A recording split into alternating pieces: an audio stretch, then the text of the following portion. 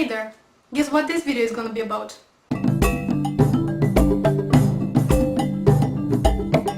Until not long ago, studying the universe was only a matter of philosophy or religion. We now have the technology to study space, and the skies are open to science. We are the first generations in the history of humanity to look at the sky and say, this is how it all started, without basing our beliefs on blind faith or speculation, but on actual scientific evidence. Something that just 100 years ago was impossible.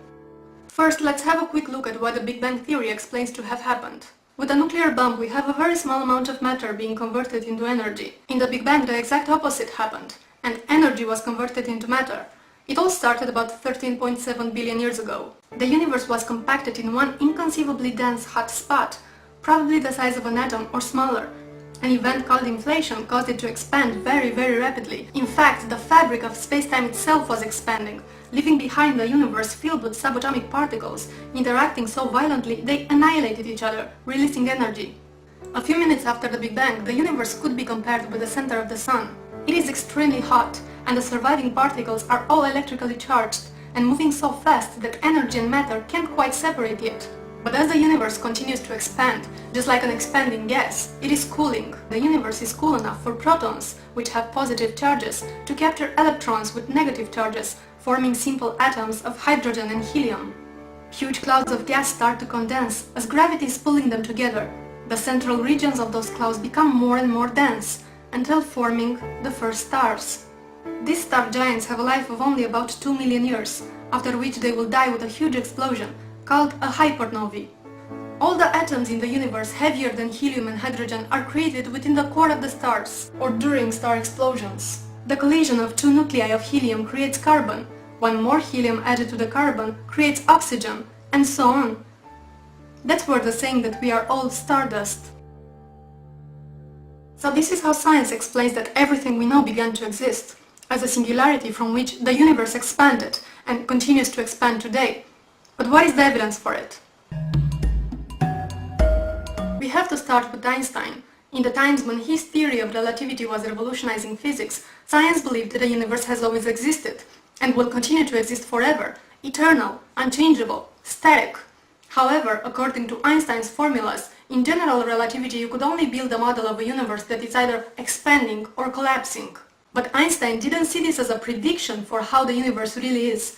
Instead, he saw it as a problem, so he modified his formulas, adding what he called the cosmological constant, some unknown force that keeps the universe from expanding. The one who founded what would later be called the Big Bang Theory was, ironically enough, a Catholic priest named Georges Lemaitre. He was also an astronomer and a physics professor, and challenged the generally accepted view of a static universe by proposing what he called the hypothesis of the primeval atom, from which the entire universe expanded. He even discussed his idea with Einstein, who dismissed it on the spot.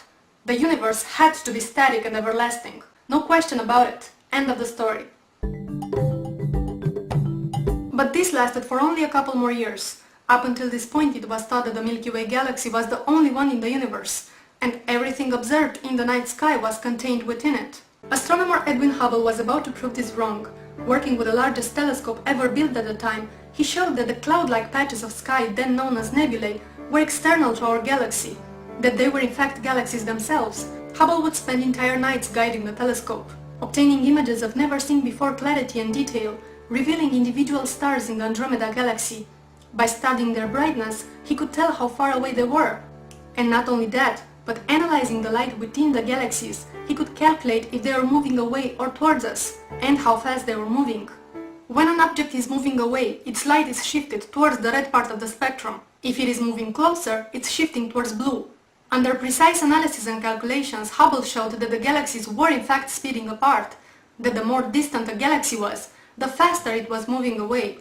This is now known as Hubble's law. The fact that the galaxies were moving away led to an astonishing conclusion. The universe is expanding. The galaxies will be further apart tomorrow than they are today, and going back in time, they come closer and closer together. The universe gets hotter and denser, until you end up with an extremely hot, extremely dense singularity. The deal was sealed with a meeting between Einstein, Hubble and Lemaitre. Lemaitre's hypothesis that the universe began from a singularity, Einstein's theory predicting an expansion, and Hubble's observation showing that the universe is in fact expanding left no room for doubt. Einstein called his attempt to keep the universe from expanding by forging his formulas to be the biggest blunder of his career, and at that meeting, the bases of modern cosmology were established.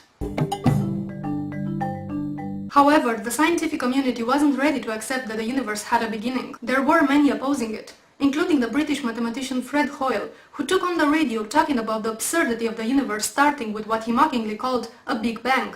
The name was catchy, and so it stuck. The universe is expanding, Hoyle said. It's undeniable, but that doesn't necessarily mean it had a beginning. He insisted it is eternal and unchangeable by proposing that new matter is somehow created constantly.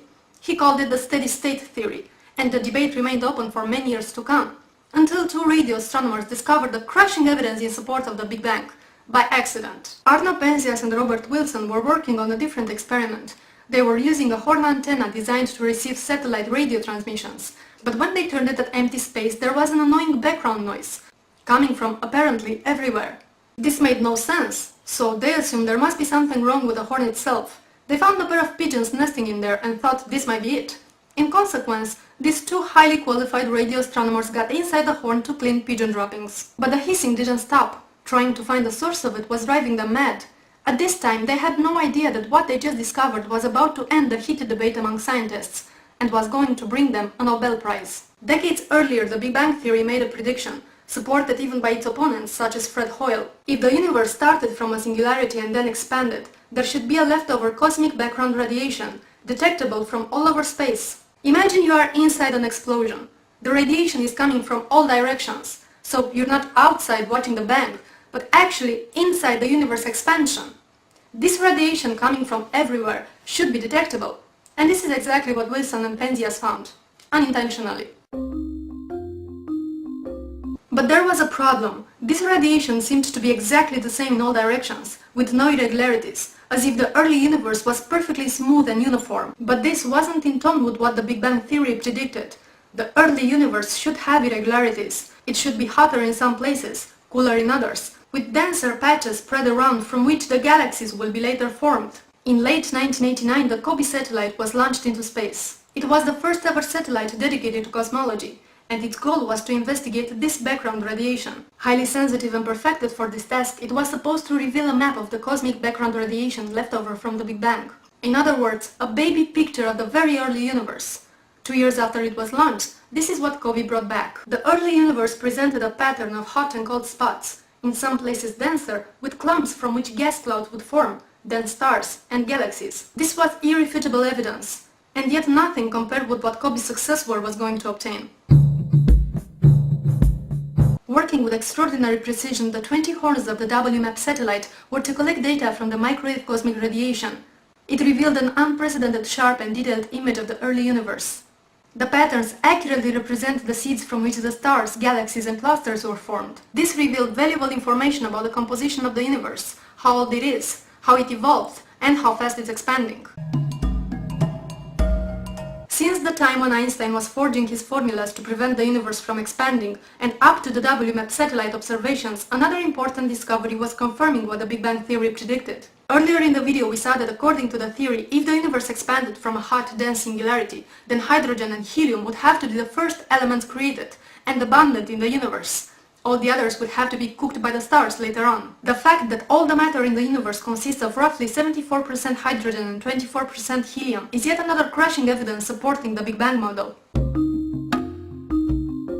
Because the light from sky objects takes a while to reach us, every telescope can see not only into space, but also back in time. The light reflected from the moon will take a little over a second to reach us. Looking at Jupiter, we can see it as it was over half an hour ago.